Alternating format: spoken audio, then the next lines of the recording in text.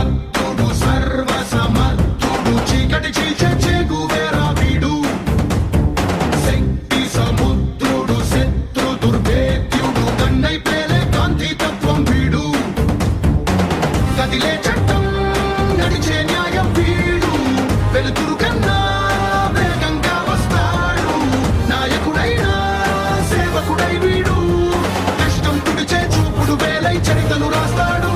He's a legend.